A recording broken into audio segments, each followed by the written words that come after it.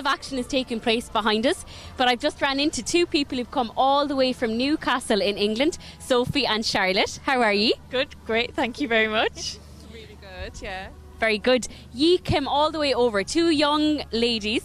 Yes. Faith is obviously important to you both, is it? Yes, it's a massive part of both of our lives. I'm currently studying Catholic theology in London, and I'm an RE teacher, teaching religion in a Catholic school.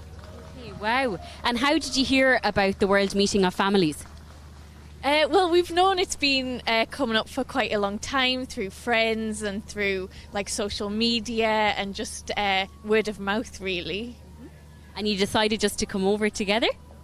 Yeah, we just wanted to come as pilgrims because we're normally used to coming to these events and being very much involved, but it's nice to just come as visitors this time, so yeah. And what have you been to so far, Sophie? So today we've been to a few of the talks and we've spent some time just walking around the site. There's so many amazing things to see. There's so many people here from different parts of the world to meet, and we spent some time praying in the different prayer spaces and in adoration over at St. Damian's as well. Fantastic.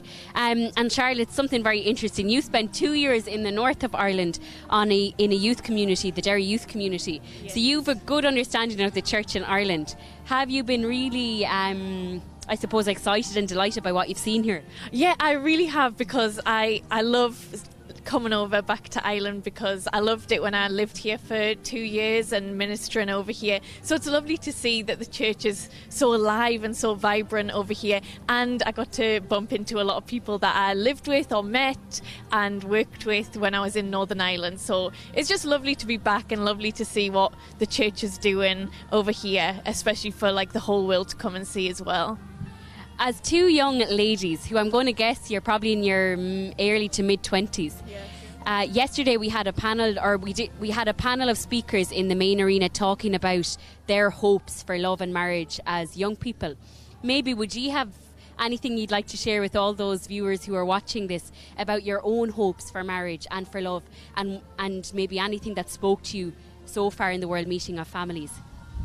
Well, it was just really nice that everybody was so kind of positive about it when we've been listening to things, and we've been listening to Father Cardinal Vincent Nichols just now, and it was just very positive message, and it seemed like there was a lot of support within the church looking towards marriage and like young couples and relationships and stuff, like, because you don't normally hear a lot about it. It was nice to hear it in kind of like a very kind of personal level, so yeah.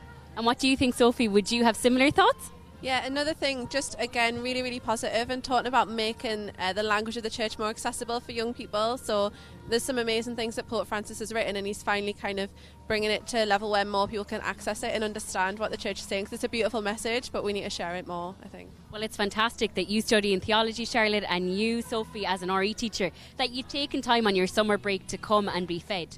So we hope and we pray that the next couple of days, when you get to welcome Pope Francis as well, that it's just a real blessing to you in your lives and your ministries. So again, another little flavour of some of the people who've travelled for this fantastic event, the World Meeting of Families.